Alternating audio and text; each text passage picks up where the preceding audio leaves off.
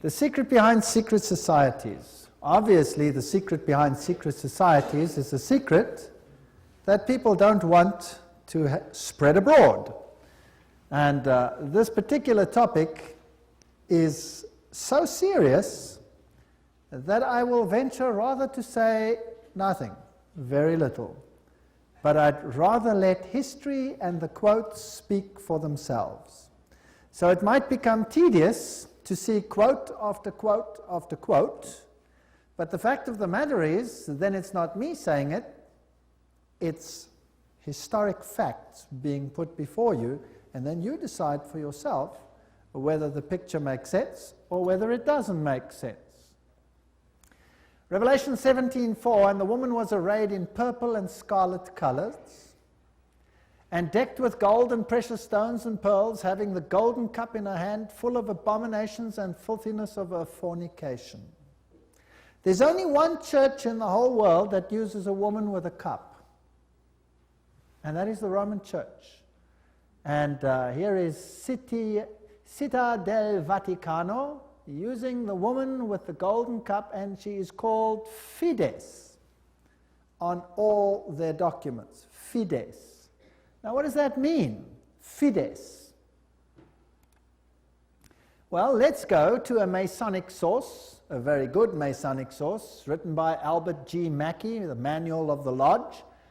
Albert Mackey was a 33-degree Freemason. It'll become clear as we go through the lectures what this means. And he says, the right hand has in all ages been deemed an emblem of fidelity, and our ancient brethren worship deity under the name of Fides, or fidelity, which was sometimes represented by two right hands joined, and sometimes by two human figures holding each other by the right hand. Numa was the first who erected the altar to Fides, under which the name, the goddess of oaths and honesty, was worshipped.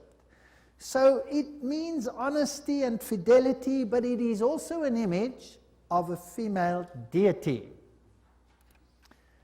Now, Revelation 17 verse 5 calls this institution the mother of prostitutes.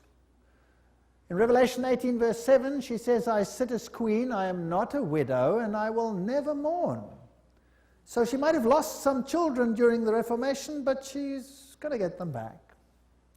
I am, and there is none beside me. I will never be a widow or suffer loss of children. She's going to control the world in a spiritual sense. That's what this power says. Now, it's interesting that the Vatican has just recently, September 5, 2000, issued this encyclical, Dominus Iesus, where she says, other churches are no sisters of ours, the Vatican insists. It must always be clear that the one holy Catholic and Apostolic Universal Church is not the sister, but the mother of all the churches. Cardinal Ratzinger said that. He's the head of the Inquisition. They don't call themselves the Inquisition anymore. They call themselves the Congregation for Doctrine and Faith. But it's the same thing. It's even in the same building. Now, she is not the mother, she is not the sister, but the mother of all the churches. That means all the other churches are subject to her, right or wrong. That's what she says. Now in Revelation 13 verse 1 and 2, speaking about the same power, it says, and the dragon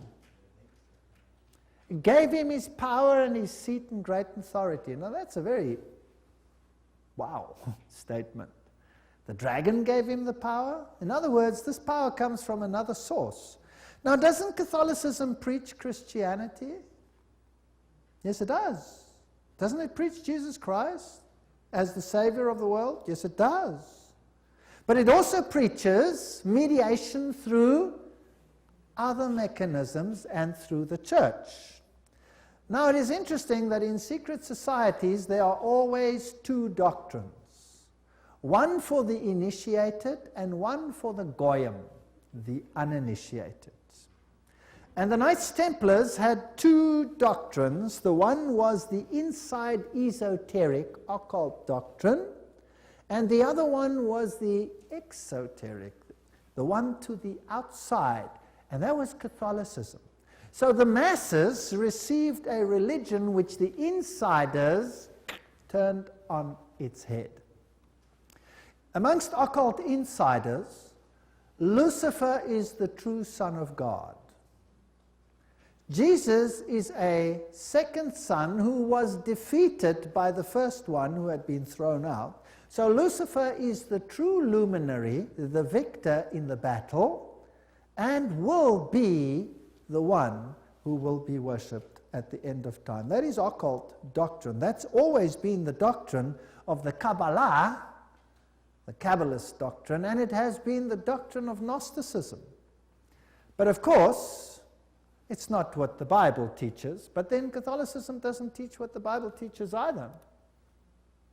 Revelation 17, verses 12 to 14, talks about 10 horns you saw are 10 kings who have not yet received a kingdom, but who for 1 hour will receive authority as kings along with the beast. They have one purpose and will give their power and authority to the beast. And they will make war against the Lamb, but the Lamb will overcome them because he's Lord of lords and King of kings, and with him will be his called, chosen, and faithful followers. Now we're going to deal with the whole chapter of Revelation 17 at a later stage. But the kings of the world, here represented by these 10, will give their power to the system, just like in the Middle Ages, and enforce the doctrines on an entire world. Very interesting. This will be this beast from the bottomless pit. Now, Gary H. Carr, in his work En Route to Global Occupation, puts it this way. He says there were the ancient mystery religions which come from Babylon, and they were pantheistic, of course, which means God is in nature, God is in everything, which in effect makes us God then too. This was inculcated in Kabbalism, was taken over in the Christian era in what is called Gnosticism, and the Knights Templars were the inner secret core that had the ancient knowledge of the mystics. This was carried further through Rosicrucianism, Freemasonry, and the Illuminati, which, according to Gary Carr, controls Marxism, American European secret societies and political societies, international banking, and the World Council of Churches. Now that sounds very strange. Is the World Council of Churches controlled by Freemasonry? We'll have to look into that in some detail. Then, of course, you have the entire New Age movement, the Theosophical societies, the many cults, and all these things are all controlled by this mechanism to make null and void the doctrine of salvation in Christ alone. That will be the final battle. And in order to achieve this, this woman has concealed herself and has hid herself in a garb of Christianity, and people receive the Goyim doctrine and do not know what the inner core doctrine is. That is quite something. Well, if we look at 1 Chronicles 16, verse 26, for all the gods of the people are idols, but the Lord made the heavens, tells us that idolatry is quite something that's rife on the earth. And Nimrod, the Lord of heaven, Tammuz, the pagan Messiah, and Semiramis, the Queen of heaven, these find their origin in Babylon. And if you go through all the religions that were propagated in Lebanon, Phoenicia, Babylon, Assyria, Greece, Rome, Egypt, India, China, Mexico, Scandinavia, you have only this same picture under different names: Baal, Tammuz, Ashtoreth, El, Bacchus, Astarte, Belus, Tammuz, Rhea, Ishtar, Ninus, Hercules, Beltis, etc., etc. In Egypt, Ra, Osiris, or Horus, Isis, Hathor, India, Vishnu, Krishna, Isi, or Devaki, and so on and so on. Now, Romanism, the Roman Church, has taken this Trinity and made it Father, Mother, Child, which means that they must elevate the female to the point of deity. And we'll see how they did that and how they are doing that with the sanction of the Pope. So the true Trinity and the Roman Catholic Trinity are two different things. For the Goyim, it's Father, Son, and Holy Spirit. For the inner circle, it's Father, Mother, Child, which is none other than Baal, Tammuz, and Ashtoreth, if you want to take it back to those times. Jupiter is the god who is worshipped under Petrus. the rock. And ubi Petri, where Peter is, there is the church. So here's another rock which takes the place of the true rock. Christianity and the secret societies, we could just summarize it as follows. The old Babylonian religion gave rise to Kabbalism. Via the Essenes and others, Gnosticism came into existence, and Gnosticism was founded by Simon Magus. This comes from no other source than Historia de la Magie and by Eliphas Levi. Wow, that's a high Masonic source. So Gnosticism, founded by Simon Magus. Then this Gnosticism, with its secret doctrine, was eventually, over time, through many intermediary organizations, carried over to the Knights Templars. And the Knights Templars were a group of a Roman Catholic order, if you like, that were set over the temple site to protect it. And they had strong links to Islamic societies, the Ismailis, the Karmatites, the Fatimites, the Druzes, and the Assassins. And these are very, very interesting, and we'll be dealing with them when we talk about the Islamic connection, what the secret societies actually teach. Just like the Templars had two doctrines, one for the Goyim, the uninitiated, and one for the insiders, and the two diametrically opposed to each other, so the secret societies of Islam do exactly the same thing. But that's another lecture. Now the Templars, they had their secret inner information inculcated in the Rosicrucians and the Jesuits. The Jesuits, again, formed and created Freemasonry. And Freemasonry was created as the Protestant arm of the Roman Catholic Church.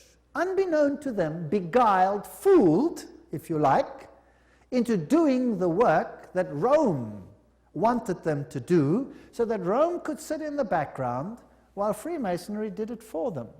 And then it wasn't them, it was them. And it was mainly Protestants that were doing it, and not Rome. Very clever. Very, very clever indeed.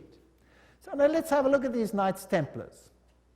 Here are some of the representations. This is Desmaloy, the founder of the, or not the founder, but the leader at the time of its dissolution of the Knights Templars.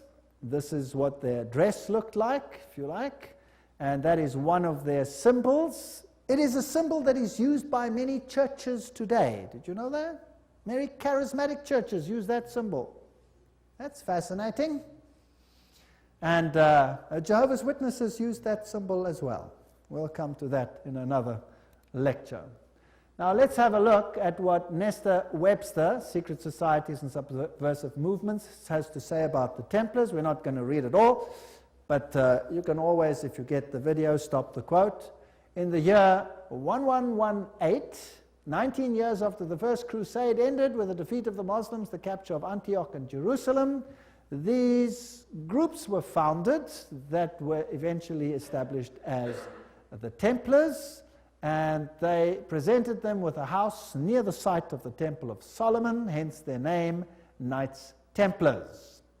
And they became very famous and a very powerful order which controlled all the finances, the financial world. They were the banking elite of the world, if you like. And then in the year 1128, the order was sanctioned by the Council of Troyes and by the Pope. It was a Roman Catholic order within the church.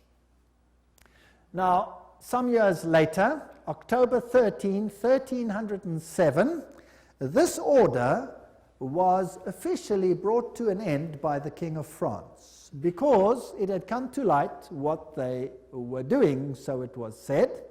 The King of France, Philippe le Bel, had the Templars arrested, and the date was Friday the 13th, October 1307, and since that day, Friday the 13th is a day of bad luck for the entire world. And the charges brought against them were: the ceremony of initiation into the order was accomplished by insults to the cross and the denial of Christ and gross obscenities. gross obscenities. There were all kinds of things reminiscent of Sodom that had to take place there. The adoration of an idol, which was said to be the image of the true God, and that was Baphomet, this symbol over here of the androgenic male-female deity. The omission of the words of the consecration of the Mass, the right that the lay chiefs amongst themselves giving absolution, and authorization of unnatural vice. So they had to curse the cross, trample upon Jesus, swear allegiance to Baphomet, and sanction this with unusual vice. That's a pretty serious crime in those days, so he was sentenced to death. But the order actually didn't disappear. The Pope was very reluctant to say that it was so. Masonic ritual includes references to the Knights Templars. For example here, Secret Societies and Subnervous Movements says, several knights who had set forth the rescue of the holy places of Palestine from the Saracens formed an association under the name of Freemasons, thus indicating that their principal desire was the reconstruction of the Temple of Solomon. And you hear a lot about the reconstruction of the Temple of Solomon today, and the story of Israel and all those interesting things. Now let's go a little bit into some of the history. I'm taking you to this beautiful palace. Where do you think it is? It's in Jerusalem, and it's Notre Dame Vatican. And this is where the Pope has his representation in Jerusalem. It's a palace for a king. There's the Vatican flag flying outside, and there's even a whole lane where you have some interesting papal artifacts. Now in Jerusalem, I went to look up the site of the Knights. And here is the Knights Palace, the Latin Patriarchate. And this is where the Knights Templars originally had a site, and the Knights of the Papacy now control this area. This is their symbol that they use. That is also the Knight's shield, which is used by many religions today. The Rema Church uses that symbol, for example. These are the eternal warriors. That is the symbol that they use. There they are they kiss the Pope or the Patriarch's ring. They are knighted just like knights, and they knight highly prominent bankers and individuals such as that. Inside this church, you have, of course, the statue of Jupiter as Peter. Notice that the foot is well kissed. And I didn't want to kiss the foot, so I just stood there. And it is a very important church because both Pope Paul VI and Pope John Paul II visited this church, which is, of course, highly symbolic, and there are the plaques. And the Latin Patriarch, the Knights Palace. If you go inside, there's this interesting altar. And as you look at the altar, you'll see certain figures over here. This one over here is very interesting. Let me get it a little bit closer, and what do you see? You see the double-headed eagle, which is also the symbol that is used in Freemasonry. So there it is on the altar of the Knights. And what is there on this side? Two swords held like a compass. Fascinating. So there are many, many Masonic figures in here. The tail feathers and the feathers of the eagle, very reminiscent of what you have, for example, on the back of the dollar, and all those other interesting symbols of the circle with the triangle and the sun around it. And the inheritor of the Templar nuance are the Jesuits.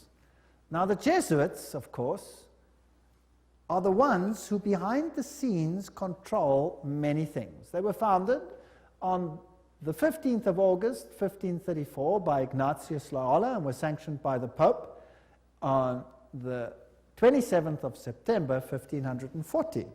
So they were created, as it were, to stand against the Reformation. They were designed to destroy the Reformation.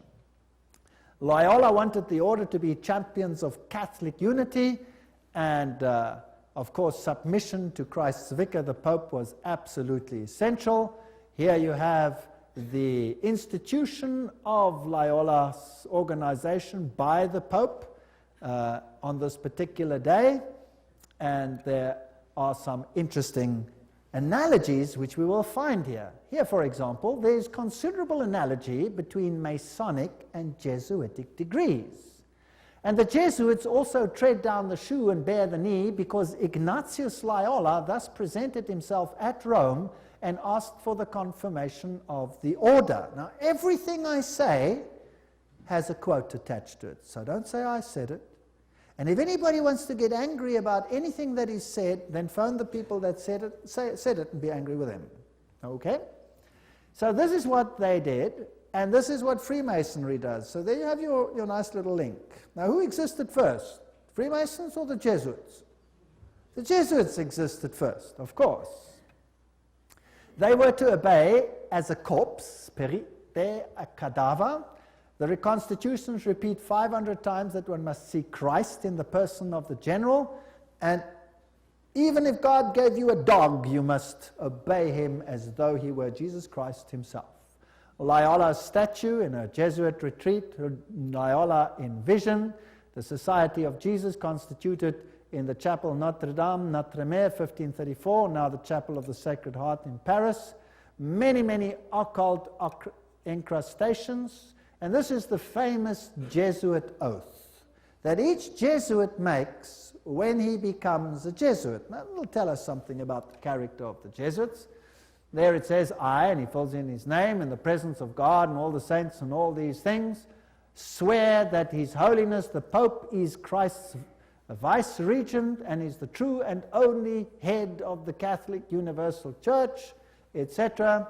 It also says here that this power was given by the Savior, Jesus Christ. He has power to dispose heretical kings, princes, states, commonwealths, governments, all being illegal without his sacred confirmation, and that they may safely be destroyed.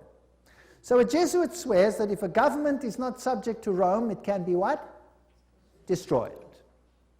I further declare that I will help and assist and advise all or any of His Holiness's agents wherever I shall be, and do my utmost to extirpate the heretical Protestant or liberal doctrines. Liberal doctrines are doctrines where you decide what you believe. You take the liberty of making your own choice rather than allowing the Pope to do it for you. And that will be destroyed, and all their pretended powers. And that it doesn't matter where you send me in the world, I will obey. And I promise that I will have no opinion of my own. I will obey like a corpse.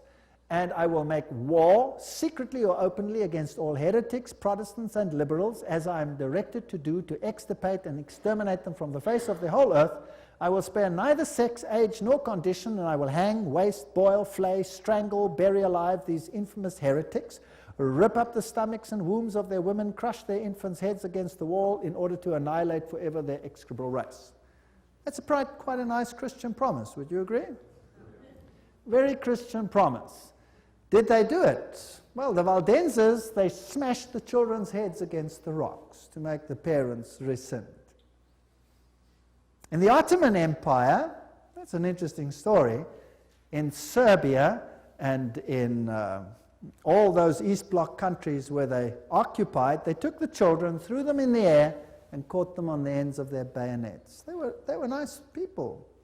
Now you will say that was Islam, that wasn't Jesuits. Well, debatable. We'll talk about it another time. And if I cannot do it openly, I will do it secretly. So that is what a Jesuit swears.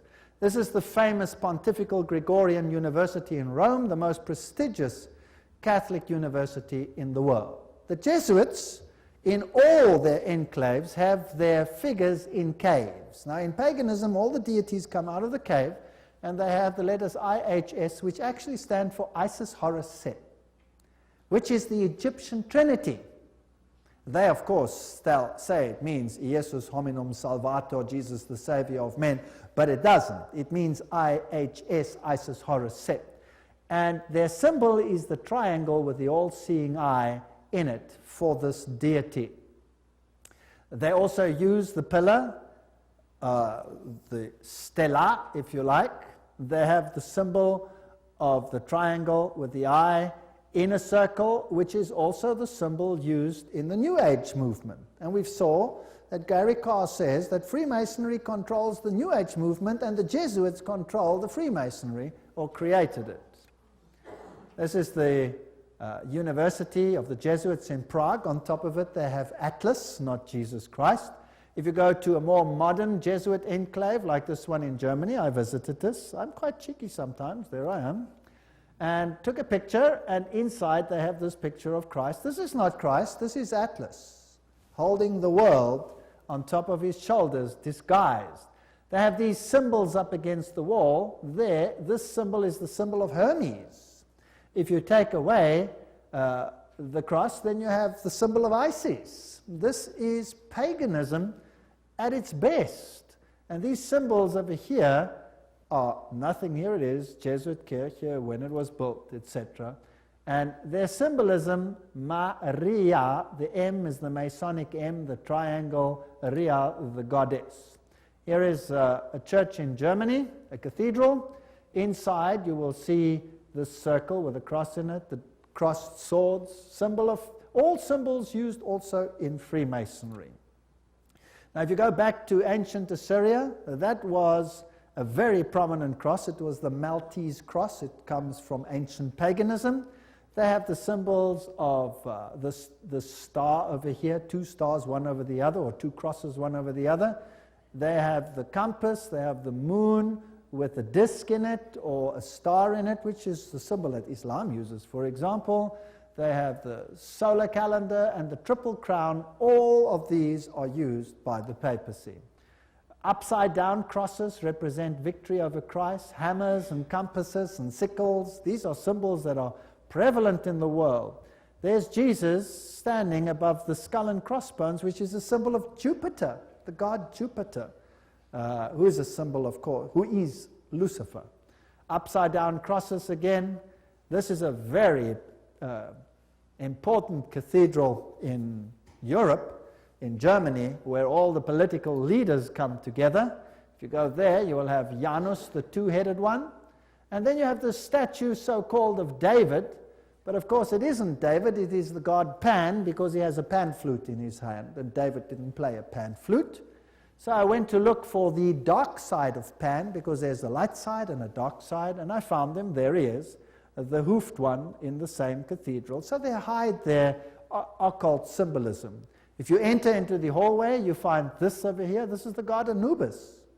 It's got nothing to do with Christianity. There you have him as well, plus you have the phoenix rising from the ashes, plus you have the symbol of Jupiter, and a whole host of other symbols over there. And in their side chapel, you have all the signs of the zodiac serving the various deities like Mars and Aquarius, etc. And the doorknob is a yin-yang. This has nothing to do with Christianity.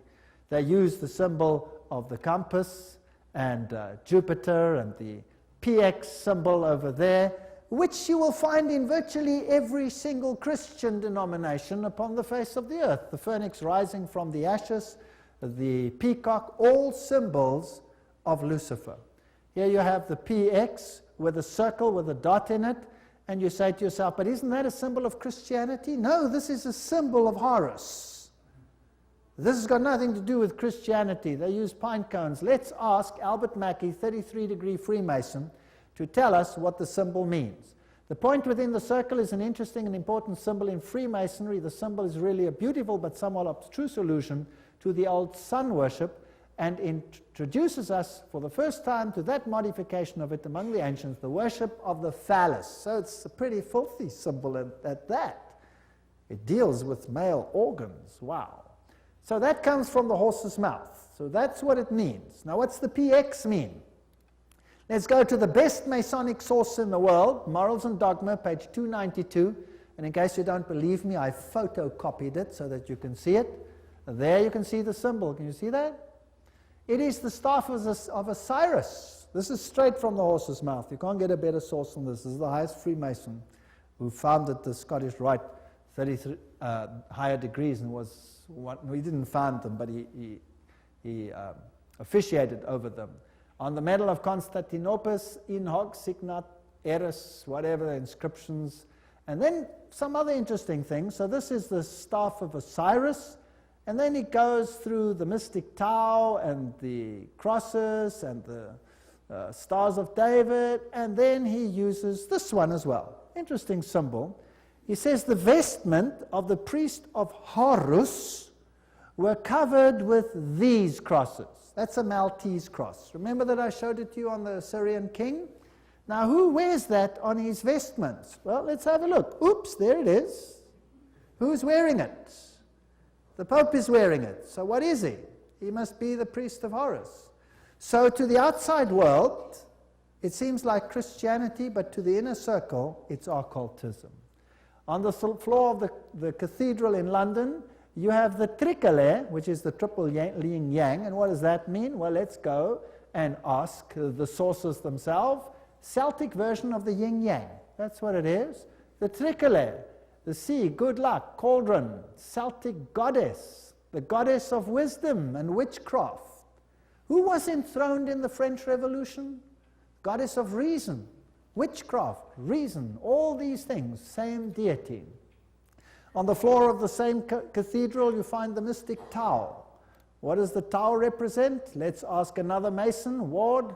He says it's the symbol of the male creative side of the deity, sign language of the mysteries. So again, it has a sexual connotation. What's it doing on the floor of a cathedral? So the Jesuits are the heirs of the occult religion, and they control the world through their agencies. They stand in the background, create sub-organizations, and everybody thinks they are not active. Let's ask them themselves what they believe. Here is the history of the generals of the Society of Jesus. These are all the generals, starting with Ignatius Loyola. They're all listed down there. We don't have to go through them all the way through to the present one that rules now, whose name is Peter Hans Kolvenbach. Nice German name. It's interesting that the Germans are very prominent in this. Peter Hans Kolvenbach is the head of the Jesuits. Cardinal Ratzinger, another German, is the head of the Inquisition. They seem to be pretty much in control. What does he look like? There he is, Peter Hans Kolvenbach. You're looking probably at one of the mightiest men on the earth today, if not the mightiest. He's the Black Pope. Here you have the cave of Loyola. Here you have George W. Bush and the Pope in audience with each other. And they don't do anything by chance. They just happen to do this exactly under that picture I showed you, where Loyola receives his commission from the Pope. Now, the ceremony of induction and the extreme oath of the Jesuits, Library of Congress, catalog card, there it is. You have been taught to insidiously plant the seeds of jealousy and hatred between communities, provinces and states that were at peace, and incite them to deeds of blood involving them in war with each other, and to create revolutions and civil wars in countries that were independent and prosperous. Cultivating the art and the sciences and enjoying the blessings of peace, to take sides with the combatants and to act secretly in concert with your brother Jesuit, who might be engaged on the other side, but openly opposed to that with which you might be connected, only that the church may be the gainer in the end, in the conditions fixed in the treaties for peace, and that the end justifies the means. Whoa! This is Hegelian science. Two opposing viewpoints, dialectic thinking. You war the one with the other, and you rub them up until nothing is left. It's called thesis, antithesis, and the resultant clash brings synthesis, that which you want. Now note that the Jesuit can be very active on the one side, but he can be equally active on the other side. So this is all a process whereby they wish to attain things. The 30-Year War. Now, what was that about? The aim and the object was that that war should in truth become a war of annihilation. Besides, was it possible for them to allow peace to be concluded with countries whose rebellious governments had issued a law ruling that no Jesuit should ever again dare to show his face? Do you know that the Jesuits were thrown out of virtually all countries, including Catholic ones, because they were so divisive? Catholic kings couldn't even take the Jesuits and threw them out. If a Catholic king dared to throw out a Jesuit, that country was destroyed, Catholic or not, and the Jesuits are back. You can take your bottom dollar for that. So, the frightful responsibility for this terrible 30 Years' War must rest upon the Emperor Ferdinand II and his teachers, rulers, and bosom friends, the sons of Loyola. Every single thing I'm saying is a quote. Popery, an enemy to civil religious liberty. In 1550, Pope Julius declared his claim to universal temporal political power, evidenced by a new coin he issued, its motto having read, "The nation and kingdom that will not serve me shall perish." Now please note that this is a Roman Catholic statement, that the nation and the kingdom that does not serve the papacy will perish. What does that mean in terms of Protestant countries then? Are they going to be in trouble, yes or no? I would say yes, they will be in trouble. Thomas Aquinas, the great philosopher of the Roman Catholic Church, said, "The Pope by divine right has spiritual and temporal power as supreme king of the world. The Pope of Rome, as head of the papal government, claims absolute sovereignty and supremacy over all the governments of the earth." All the governments. All these quotes are highly potent quotes. There is nothing mediocre in these quotes, and they come from the highest sources. The right of deposing kings is inherent in the supreme sovereignty which the popes as vice-regent of Christ exercise over all Christian nations. Cardinal Henry Manning, 1892, he was Archbishop of Westminster. So, he is in control of all nations of the world. Now it's interesting that the Bible tells us that these words were put on the Christ's cross at the crucifixion. Jesus of Nazareth, the King of the Jews. You read that in John 19:19. But the Roman Catholic crucifix has the words INRI written on it. Now, if you look it up in Webster's dictionary, it means Jesus Nazarenos Rex Iuderum, but in the extreme oath of the Jesuits, INRI means something totally different. It means Iustum necare reges impios, which means it is just to exterminate or annihilate impious or heretical kings, governments, or rulers. That's an interesting point. Now, another thing that they want to do is destroy Protestantism. We cherish at the bottom of our hearts this principle that whatever does not unite with us must be annihilated. And we hold ourselves ready to make, as soon as we shall have the means, an energetic application of these principles. Protestantism is already wearing out and sinking to decay. Yes, we are destined to insult its last agonies, to march over its broken skeleton and scattered bones. Oh, let us hasten this dissolution by our strong and united efforts. Then already, they wrote, Protestantism is becoming decomposed, and we are gaining men of note. This is extracts from The Secret Plan. Those are the worst of the Catholics, the Inquisitors, the Jesuits. They are simply the Romish army for the earthly sovereignty of the world in the future, with the Pontiff of Rome for emperor. Something like a universal serfdom with them as master is what is being planned. That's all they stand for. They don't even believe in God, perhaps, the brothers Karamazov. All these quotes. The general of the Jesuits insists on being master sovereign over sovereigns. Wherever the Jesuits are admitted, they will be master, cost what it may. The society is by nature dictatorial, and therefore it is the irreconcilable enemy of all constituted authority. 50 Years in the Church of Rome, written by Father Chenikin. Ignatius Loyola says himself, the power of the general will be so unlimited that should he deem it necessary for the honor of God, he shall even be able to send back, or in another direction, those who have come direct from the popes. So this is a powerful order. Friedrich von Hartenberg said, never before in the course of the world's history has such a society appeared. The old Roman Senate itself did not lay schemes for world domination with greater certainty of success. They want world dominion, with the Pope enthroned as the universal ruler. The Roman Catholic Lafayette said, "It is my opinion that if the liberties of this country, the United States of America, are destroyed, it will be by the subtlety of the Roman Catholic Jesuit priests, for they are the most crafty, dangerous enemies to civil and religious liberty. They have instigated most of the wars of Europe." These are prominent people speaking. Morse, he's the founder of the Morse code, the inventor of the Morse code. He said, and who are these agents? They are for the most part Jesuits, an ecclesiastical order proverbial through the world for cunning, duplicity, and total want of moral principle, an order so skilled in all the arts of deception that even in Catholic countries, in Italy itself, it became intolerable and the people required its suppression.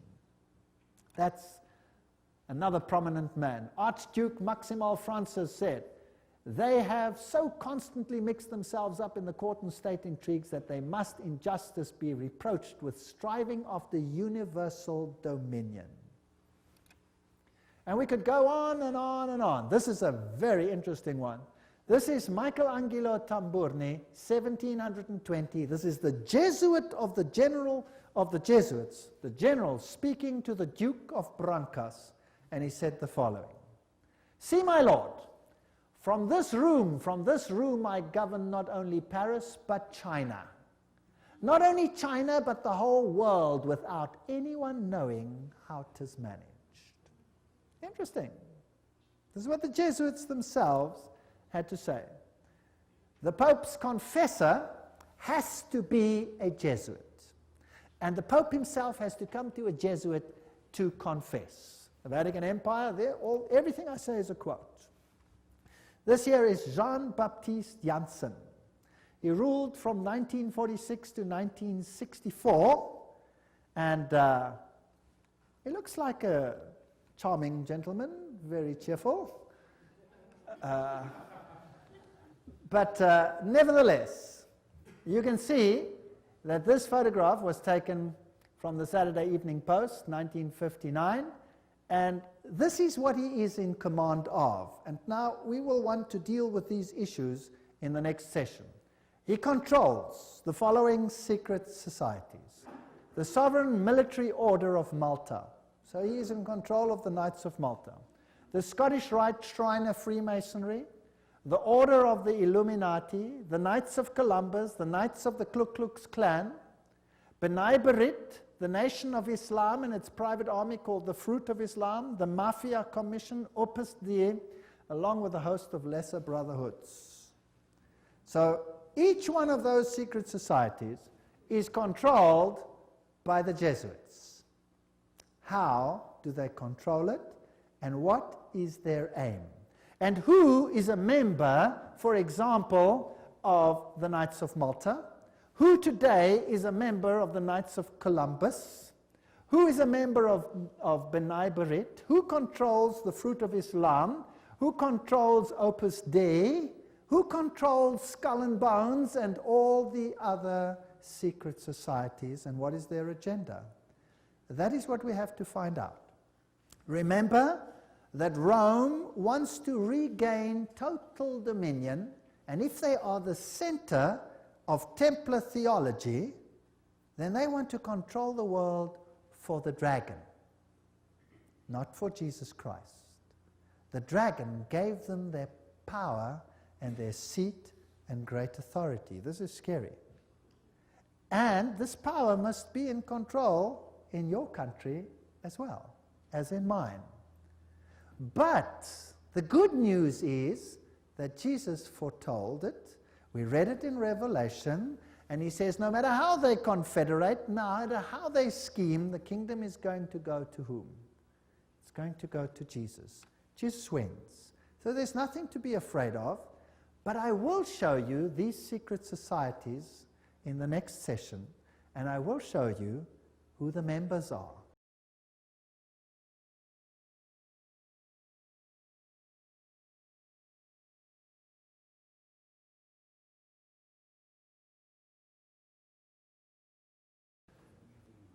As we spoke in our previous little session, this is Jean-Baptiste Janssen, just one of the great generals of the Society of Jesus. He was the leader from 1946 to 1964. And we mentioned the Order of Malta, the Shriners, the Order of the Illuminati, the Knights of Columbus, Ku Klux Klan, and all these secret societies that are under the control of the Jesuit general. Persecution of the Catholic Church in Germany has been directed only against those elements which did not entirely submit to the ever-increasing centralization of authority in church and state. So sometimes it looks as if even the Catholics are suffering, but only those Catholic groups that are not totally submissive to this system will be subjugated. Some Catholic orders were actually opposed to the Jesuits.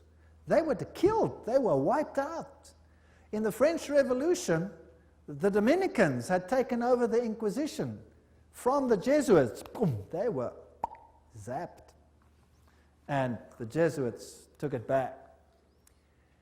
Its objective was, and is still, to destroy the effects of the Reformation and to re-establish the Holy Roman Empire of the German nation. A greater Germany, in other words, must be made again the center of a revived Holy Roman Empire. Leo H. Lehman, 1942, an American historian, said that. Isn't it fascinating that the Russian president, or a Russian president, let me put it that way, and many political leaders have given the assurance that Germany will once again play a greater role in the new Europe today. Isn't it also fascinating that it was a Jesuit priest, Father Stempfler, and not Hitler, who wrote Mein Kampf? In fact, you can read it on Mein Kampf itself. Now, the SS used this symbol of the skull and crossbones. What was that a symbol of? Do you remember? It was the symbol of Jupiter, the god Jupiter, the god of death. It's also the symbol of Osiris, who was the god of death. Anubis is just another form of Osiris. He is the god of death. He's the god of the dead. But Jesus says, I am the God of the living. I am not the God of the dead. I'd rather serve the God of the living. The SS was organized by Himmler according to Jesuit order principles. The rules of service, spiritual exercises prescribed by Ignatius Loyola constituted a model which Himmler strove carefully to copy. Absolute obedience was the supreme rule. Every order had to be executed without comment. Every single statement is being read from a reputable source. Again, in that wonderful book, The Great Controversy, we get an idea of the Jesuits. Throughout Christendom, Protestantism was menaced by formidable foes. The first triumphs of the Reformation past, Rome summoned new forces hoping to accomplish its destruction. At this time, the order of the Jesuits was created. Notice what this quote says. The most cruel, unscrupulous, and powerful of all the champions of popery. Cut off from every earthly tie and human interest, dead to the claims of natural affection, reason and conscience, wholly silenced. They knew no rule, no tie, but that to their order, and no duty but to extend its power. We don't have to read the whole quote. But they made it their business to destroy Protestantism. The Jesuit order therefore stands before us as the embodiment of a system which aims at temporal political domination, and that over the whole world. You will say to me, surely China will not be subject? Well, we already read a quote by the Jesuit general himself where he says he controls China. Who controls communism? The Jesuits created it, and therefore they controlled it. They practiced it in their South American examples where they practiced it before they instituted it. Very interesting. This is Count von Hernsbruch, 1911, German noble and ex-Jesuit, who says this very thing. At what then do the Jesuits aim? According to them, they seek the greater glory of God, but if you examine the facts, you will find they aim at universal dominion alone. It is they who rule the world. One quote after the other. Moreover, the Pope has thousands of secret agents worldwide. They include the Jesuits, the Knights of Columbus, the Knights of Malta, Opus Dei, and others. The Vatican's intelligence service and its field resources are second to none. Even Dave Hunt, American Baptist historian, says that. So, let's have a look at some of these institutions. Let's have a look at Freemasons. The Grand Design Exposed says, the truth is the Jesuits of Rome have perfected Freemasonry to be their most magnificent and effective tool, accomplishing their purposes among Protestants. Now surely the members of Freemasonry themselves must be deceived, because if they saw it, they wouldn't do it, right? So actually the order is being used and they themselves are deceived. And only within the order, higher up, are those chosen ones who know, and they are controlled by the Jesuits for Rome. Very clever. Very clever to make Protestantism do what you cannot do openly because you have been fingered by Protestantism as the Antichrist. So this is very interesting. This is a Templar fortress and a church on the island Mallorca, Spain. And there again you have the double-headed eagle, and you can go to virtually any church on that island and you will find the double-headed eagle over the altars of these churches. As I've said, Adam Weishaupt was the father of Jacobinism, and he's the one who is also the founder of the Illuminati. From the Jesuit college at Ingolstadt, it is said to have issued the sect known as the Illuminati of Bavaria, founded by Adam Weishaupt. Its nominal founder, however, seems to have played a subordinate, though conspicuous role in the organization of the sect. You see, again, they use a front and a front and a front. Now, here are two Jesuit generals. This one over here is General Ricci, and this is General Ledochowski. And very interesting, this one over here, 1773 to 1840, he ruled during the order's suppression. Now notice this, the Vatican itself suppressed the Jesuits between 1773 and 1814. What happened to the Vatican in that time? There was a mortal wound. And the Pope was taken into exile and he died. Isn't that correct? So who gave the mortal wound to the papacy? The own order in the own church. Power struggle. And he created, in his time, the Illuminati was created through Weishaupt, and of course is also the father of modern communism, who with his Jacobins conducted the French Revolution. Years later, Jesuit General Ledochowski with his Bolsheviks conducted the Russian Revolution in 1917, and it's identical to the other revolution. And I will deal with that when I give a lecture on revolutions and wars and dictators later in the series.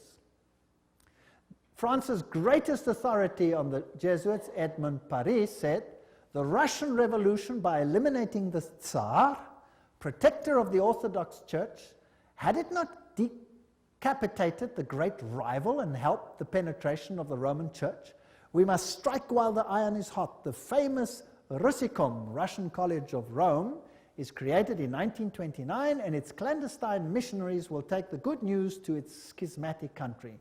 1 century after their expulsion by Tsar Alexander I, the Jesuits will again undertake the conquest of the Slav world. And did the poor Slavic world suffer? They were slaughtered by the millions. History will show what happened there when Stalin, probably one of the greatest mass murderers of all time, did his thing. Frederick the Great, so-called, of Prussia, caused the high degrees of Masonic constitutions of the ancient rite to be revived, and he himself wrote the constitutions under the guide of the Jesuit general. Encyclopedia of Freemasonry, Albert G. Mackey says that himself. Very interesting. And now notice this. This is a source that's unbelievable. This is Isis Unveiled by Blavatsky herself, the author of Secret Doctrine. She says that the rites are the offspring of the sons of Ignatius Loyola. The Scottish Rite and all of these worked under the instructions from the general of the Jesuits. So who controls Freemasonry? The Jesuits, there's no doubt about it. Here, we have confirmed the induction of the Knights Templar Mason into the councils of the said order of knighthood, and hoping and confiding that he will ever be so demean himself as to conduct to the glory of IHS, the most holy and almighty God, and to the honor of the mark we do recommend. There's a ritual in Freemasonry which is totally Jesuit. So the Jesuits control Freemasonry. Here's a Freemason temple, if you like. It's in Oklahoma. There is IHS. This is a Freemason temple. It's a lodge. There is IHS in it. There are still old ladies, male and female, about the country who will tell you with grim gravity that if you trace up Masonry through all its orders till you come to the grand tip-top head Mason of the world, you will discover that the dread individual and the chief of the Society of Jesus are one and the same person. James Patron, American historian. There are many that say these things. Knights of Malta. The Freemasons are in the foreground, while the Jesuits and the Knights of Malta are in the background. The Jesuits control even the Knights of Malta. Now, who are they? Well, they are headquartered in Rome, these knights. They used to be on an island, but besides that, they used to be a military order. They are still a military order. They are knights. They control the banking of the world, the industry of military complexes of the world. They oversee Chase Manhattan Bank with all its branches. They rule all the intelligence communities, the KGB, the CIA, and all of these things to restore the Dark Ages. Everything I'm saying is a quote. I'm saying nothing.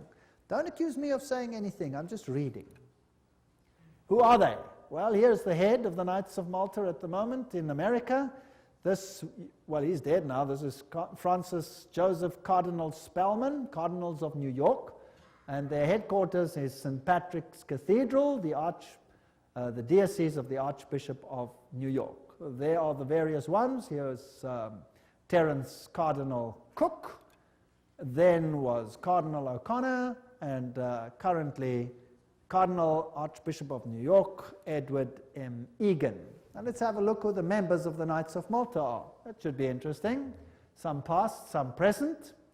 General Alavena, George Anderson, Angleton, Azru, Bertie, Bobs, Bonaparte. Does that name ring a bell? Borges, Bradley, Brady, Pat Buchanan. Does that name ring a bell? James Buckley, Prescott Bush. Does that ring a bell? Frank Capra, William Casey. Does that ring a bell? CIA, Cisnero, Cooks, Coughlin, Loach, Giscard d'Estaing. Does that ring a bell?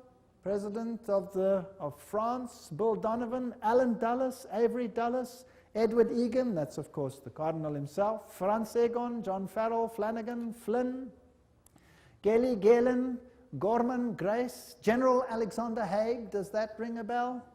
Otto von Habsburg, wow. Conrad Hilton, Heinrich Himmler, he was Knights of Malta. J. Edgar Hoover, FBI, CIA fame. Joseph Kennedy, Ted Kennedy, Larkin, Lehman, Lorenza, Luce, Henry Luce, founder of all the great magazines and Time magazine and all of them. Great publishing magnate, MacDonald, Manhattan, you name them, all of them. O'Neill, Otis, Franz von Papen, the legate who worked with Adolf Hitler, Perón, Rocco. The list goes on and on and on. Frank Shakespeare, Martin Shea, even Frank Sinatra was a Knight of Malta, for interest's sake. So there are prominent men who are Knights of Malta. Now what about the Knights of Columbus? The founder of the Knights of Columbus is Father Michael McGivney. He lived a very short time, and then he died. He was very young. He died at the age of 38. There is their emblem, and this is their official home webpage. You can just take it straight off, and you can see something fascinating. What is that? Hello? Do you remember what it is? A little bundle of rods that you also found in the French Revolution, right there in the Manifest of Human Rights. What is it? Fasciae. And they've got a wreath around them. What does that mean? All power in one man. And B, who do the Knights Columbus, founded by a Roman Catholic priest, want to see the power vested in? The Pope, of course. The Knights of Columbus, founded at New Haven, Connecticut, 1882. Then it was already considered 300,000 strong. Only Roman Catholics are eligible. It is initiative to service in 4 degrees. It's the heart and soul of politics. You cannot get into politics if you don't have the stamp of approval of these guys. The fact is well known to political machines and non-Catholic politicians whose candidates must receive the approval of Rome and the Knights before they dare nominate them for either dog pound or presidency. The Knights of Columbus' principal business is politics, a Jesuitical politics. A menace to the nations, Jeremiah Crowley, there's the quote. These are serious accusations. There they are, with their fasciae, which will become clearer as we go on, and we can see where we are heading. For today, Rome considers listen to this. Today, Rome considers the fascist regime the nearest to its dogmas and interests. We have not merely the Reverend Jesuit Father Coughlin praising Mussolini's Italy as a Christian democracy, but their official magazine, which is Civiltà Cattolica, this is the official Jesuit magazine, says, this is the house organ of the Jesuits, says, fascism is the regime that corresponds most closely to the concepts of the Church of Rome. This is scary. Have you noticed lately that there is more and more control? Have you noticed some of these things? Have you noticed that you are being treated more and more like someone who has to bow 20,000 times before the powers? And there is the organization Opus Dei. Is a semi-secret religious lay order with paramount objective is total support of the papacy. And these people walk around with clamps that tear into their flesh so that they have constant pain with every movement to remind them of their obligation. And they have high members, like presidents, for example, of Portugal is an Opus Dei member. Then we have the Skull and Bones organization. And who are they?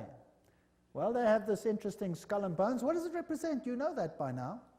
Jupiter. And they have the number 322. If you look up Genesis chapter 3, verse 22, you will find, now man has become like one of us, knowing good and evil, raising man to the level of deity. This is Yale University, the place where they are. Now let's consult one of the greatest authorities on skull and bones. That is Anthony Sutton. Let's ask him who he is. Educated at the Universities of London, Göttingen, California, former research fellow at the Hoover Institute, Stanford University, as well as economics professor of California State University. He had the guts to speak out and write a book, and it cost him dearly. But nevertheless, let's quote him. There is the book. Anthony Sutton, America's Secret Establishment, an Introduction to the Order of Skull and Bones. So that I don't say it, let's quote it. Skull and Bones, it's over, it's Bush. Bush won the election. Let's watch this video. Yale University, the scions of America's first families confess their sexual exploits from a gruesome coffin. In a smoke-filled room, a handful of power brokers manipulate the global economy. These are the purported activities of some of America's secret societies, groups with names like Bilderberg, Skull and Bones, and the Trilateral Commission. The Skull and Bones Society is founded in 1832 by 15 seniors at Yale University in New Haven, Connecticut. They establish a secret society with rules and rituals that remain unchanged to this day. The Skull and Bones initiation ceremony is said to be held in April in the tomb's basement. One distinguished member serves as master of ceremonies. Once enrobed, he is known as Uncle Toby.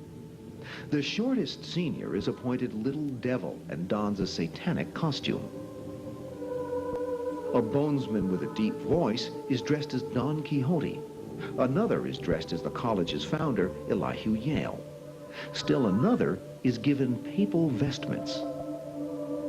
It would all be funny if it weren't for the fact that among the former bonesmen are 3 presidents: William Howard Taft, George Bush, George W. Bush, numerous senators and ambassadors, industrialists like William Whitney, CIA agents, State Department officials, and publishing magnate Henry Luce. Absolute secrecy is also required. In his 1999 autobiography, George W. Bush devotes just one sentence to his membership in Skull and Bones. Quote, "My senior year, I joined Skull and Bones, a secret society so secret, I can't say anything more." The secrecy, according to some researchers, is there to protect the fact that Skull and Bones funnels its initiates into positions of power and influence. The best-known bonesman is ex-President George Bush, who, according to tradition, is supposed to avoid admitting he's a member. Mr. President, are you a member of Skull and Bones? American Journal got a similar response when we recently asked George Bush Jr., the governor of Texas, about his membership. Does it still exist? The thing is so secret, I'm not even sure it still exists. Okay, so you'll see that George W. Bush is a member. They lie in a coffin. They bow down before a papal figure, swear allegiance. They do all kinds of weird sexual things in a coffin, which I'm not going to explain what they do here. It's pretty vile.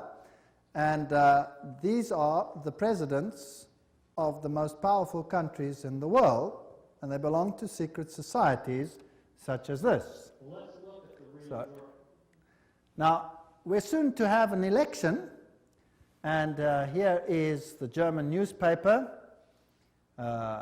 Financial Times, Deutschland, February 2004, which confirms that Kerry, the opposition leader who is going to stand against George W. Bush, is also a member of Skull and Bones.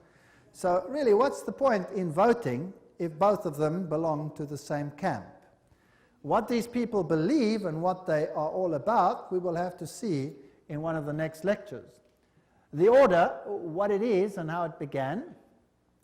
Those on the inside know it as the order. Others have known it for more than 150 years as Chapter 322 of a German secret society. That is very important. In fact, this was discovered when they broke in and stole some of the papers at that institution. It is officially known as the Russell Trust of 1856, or as the Brotherhood of Death, because they serve the god of death, who happens to be Anubis, if you like, Osiris, if you like, or Jupiter.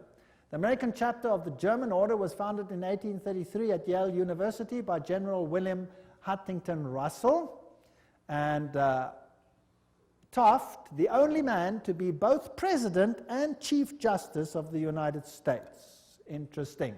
Now, the German order, what does this actually mean? The Illuminati had its origin at the University of Ingolstadt, and recruits were from the student Inkorps. Of course, they had to be students with high connections, you know, sons of very high insiders. The order had its origin in Yale in 1833, but Skull and Bones is a chapter of a German secret society. So, which organization does it represent? Active members have enough influence to push their sons and relatives into the order, and there's significant intermarriage amongst the families, and they fall into major categories, two major categories. We find the old line, American families. Second, families who occupy great wealth. When he's initiated into the order, he says, tonight he will die to the world and be born again into the order, as he will henceforth refer to it. The order is a world unto itself, in which he will have a new name, and 14 new blood brothers also with new names. Now there's also a British chapter which was established at Oxford University and All Souls College, and the British element is called the Group. So the Skull and Bones is not the only one. You have the Group, and then you have a European order as well. So the Group links to the Jewish equivalent through the Rothschilds, the Inner Circle, and so there is a worldwide secret organization which has the highest individual in industry, government, all facets of life. And they actually are the most prominent rulers in the world today. And if they are a chapter of a German society, then they are the Illuminati. And George W. Bush said that there are 1,000 points of light illuminating the world at the moment. It's interesting that the order writes many constitutions. The members write constitutions. For example, Archibald MacLeish, who is a member of Skull and Bones, or was, he wrote the constitution of UNESCO. Now we're going to have to deal with UNESCO and find out what it's about. Churches, the Union Theological Seminary is under the control of Skull and Bones. A very interesting seminary. We'll deal with these in more detail in another lecture. Major establishment of law firms, communications and industry, the Federal Reserve, and all of these are controlled by the order. This is how Chapter 322 operates. There's a central inner core. Notice that this is actually the all-seeing eye, the wedge of the eye, but that's something else. There's an inner core, there's an inner circle, there's an outer circle, there's an Atlantic Circle, the Bohemian Club, notice there, Bohemian Club, part of Skull and Bones, Pilgrim Society, Penumbra Order, Chapter 322 of the Order, the Trilateral Commission. That's how it's put together.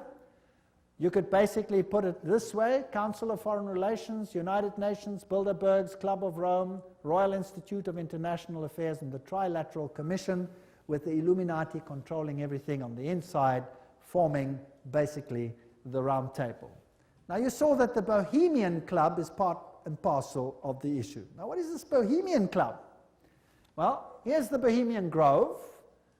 The August 2, 1982 edition of Newsweek reported, this is just another quote, the world's most prestigious summer camp, the Bohemian Grove, is now in session 75 miles north of San Francisco. It's in a forest.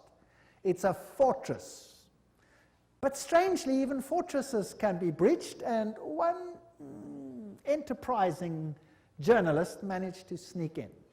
The fiercely guarded 2,000-acre retreat is the country's extension of San Francisco's all-male, ultra-exclusive Bohemian Club, to which every Republican president since Herbert Hoover have belonged. This is just a quote. This is the Bohemian Grove ceremony, which was photographed or videotaped, very darkly, of course, very secretly, by one journalist, which caused a major furor. Now you can see very little in this light, so I'll explain to you what's happening there. In this forest, the men appear naked. Naked. They have to walk around naked. In fact, some members have left the society because they're tired of walking around naked. Now imagine every president of the United States has been a member of the Bohemian Grove. And just imagine it. The priests are dressed in vestments, papal vestments, and they pay homage to an owl because the owl sees in darkness. It has illumination. They worship nature. They say, beauty surrounds us now and we worship her. This is nature, it's nature worship. And they honor the owl and bow down to it. This is paganism at its worst. There are other rituals which I do not want to talk about that happen between all these naked men. And if you read your Bibles, you will find that those who worshipped in the groves were called the perverted ones. They were people of high position and were amongst the highest of society. And periodically a good king came along and cleaned up, but then they always came back into power. This is nature worship, this is Pan worship, this is Luciferian worship, and the presidents of the world are members. Let's look at the Bohemian Grove video. There's the papal vestment. Is in his leafy temple. Let all within the grove be reverent before him. Lift up your heads, O ye trees, and be ye lifted up, ye everlasting spires. For behold, here is Bohemia's shrine, and holy are the pillars of this house. There's the owl. For beauty is eternal, and we bow to beauty everlasting. For lasting happiness, return to one alone, and she surrounds you now. Great nature, refuge of the weary heart. We bow to one alone, Her most wise. great nature. She is ever faithful. Other friends may fail, so must ye come as children. Little children that believe nor ever doubt her beauty and her faith. Bohemians and priests, our funeral pyre awaits the corpse of care. Great sense of all mortal wisdom.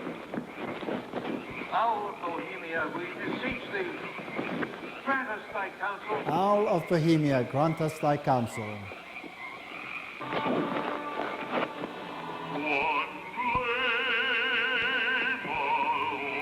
Well, that's just a part of the ritual, which shows that it is nature worship.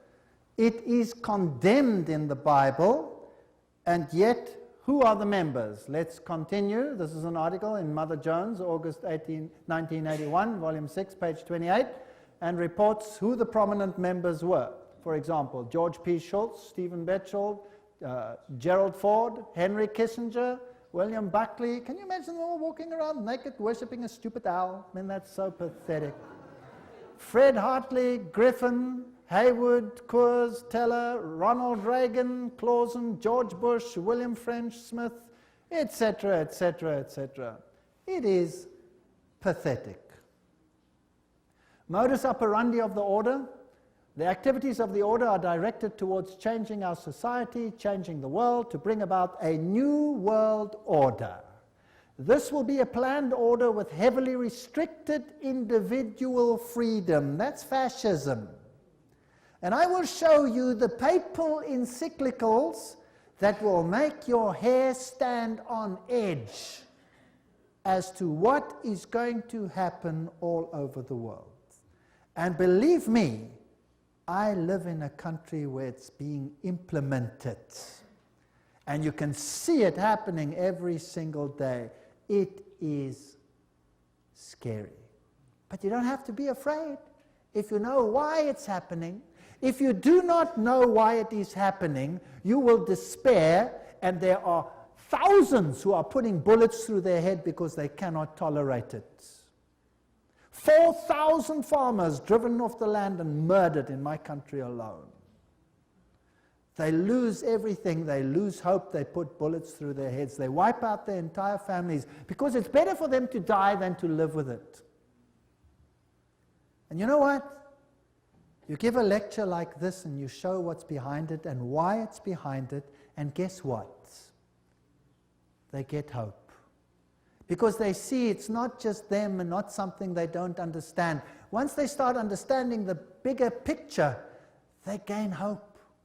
And they say, wow, so it's not really the end for us, because this is simply the sign that Jesus is coming soon. And there will be a better kingdom. Let us give our lives to Jesus Christ, because this world has nothing to offer. And they get hope. So far than being negative, they conceive a lecture like this, for example, as positive. And it has an amazing effect on countries where this is being implemented this very day. No constitutional protection if you go against it. They control education. I'll show you how in the lectures. Money, law, politics, economy, history, psychology, philanthropy, medicine, religion, media. There is nothing that they do not control. And remember, they are neither left nor are they right. So if there are right-wing parties and left-wing parties, they control them what? Both. That's the Hegelian principle. That's Hegelian logic. Remember that both Marx and Hitler, the extremes of left and right, presented as textbook enemies, evolved out of the same philosophical system, Hegelianism. I'm quoting from one of the greatest researchers in this field. That brings screams of intellectual anguish from Marxists and Nazis. Remember that the Jesuits were told that they must serve on this side and the other side. Remember that? And create conflict between the sides. This conflict of opposites is essential to bring about the change that they want. Today, this process can be identified in the literature of the Trilateral Commission, for example, where change is promoted under conflict management. Have you heard that name before? Right, conflict is essential. The state is absolute. So the state must have total control. That means the people must relinquish their rights to the state. Do you see that happening in the United States at the moment? Absolutely. So the state requires complete obedience. An individual does not exist for himself in these so-called organic systems, but only to perform a role in the operation of the state. That's exactly what it was like under Nazism. Here's Hegel. The two, Hegel and Kant, are the philosophers behind the system. I was stunned. I was in Europe 4 weeks ago, in Germany, and the leaders, the presidents of Germany, went down and put down wreaths in front of these people's graves and said, their philosophy has made the new Europe possible. They honored them. What a terrible, I would almost say satanic, well, why not just say it, philosophy. The Illuminati principle that the end justifies the means is also the principle of the group and the order, which is skull and bones. That means you can do anything, no matter how dastardly, as long as you achieve your aim. There's an outer circle, an inner core, all of these. Council of Foreign Relations is the outer circle, Trilateral Commission, all of those. Trilateral Commission was founded by David Rockefeller, comprises 200 members worldwide. The Bundy operation, activism towards a new world global order. George W. Bush, who was a member of Skull and Bones, remember, says that it's a big idea, a new world order where diverse nations are drawn together in a common cause. Only the United States has both the moral standing and the means to back it up. So, do you think they're trying to get all the countries of the world to come into this system, yes or no? Do you think it's possible that they are giving their power to a woman who rides them? Does it look like it? Who controls them? The Jesuits. And who do the Jesuits say all power must be under? The Pope. Isn't that correct? All right. So who do you think would clamor for a new world order more than anyone else? Maybe the Pope. Wouldn't that be interesting? Well, here he is. New international order urged for the sake of peace. When? January 3, 2004. His whole New Year's speech was dedicated to asking for the implementation of the New World Order. Vatican City, January 1, 2004. John Paul II started the new year by insisting that peace is possible and thus a duty, and he called for a new international order. CNN, what did that have to say? Pope calls for a new world order. Thursday, January 1, 2004.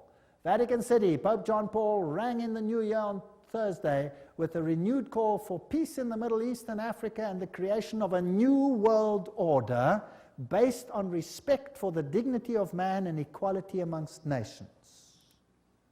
What did he say?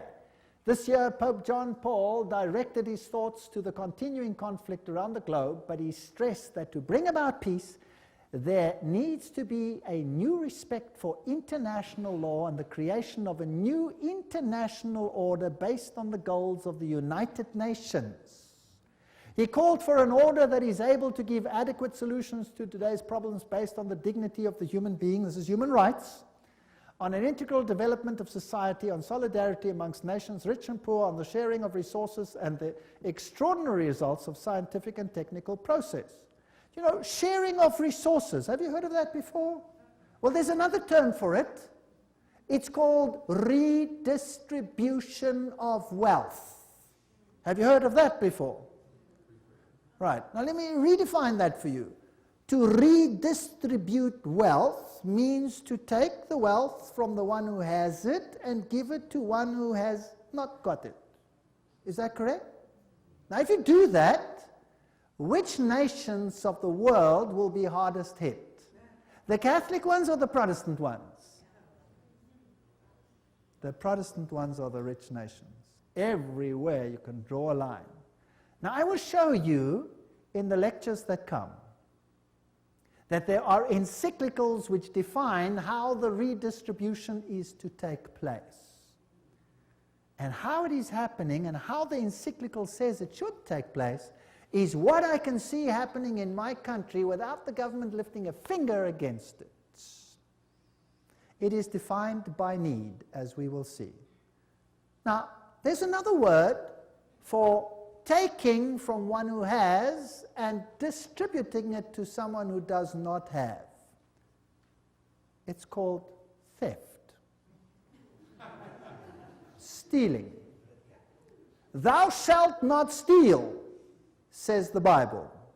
The Pope in Rome says, thou shalt steal. He does.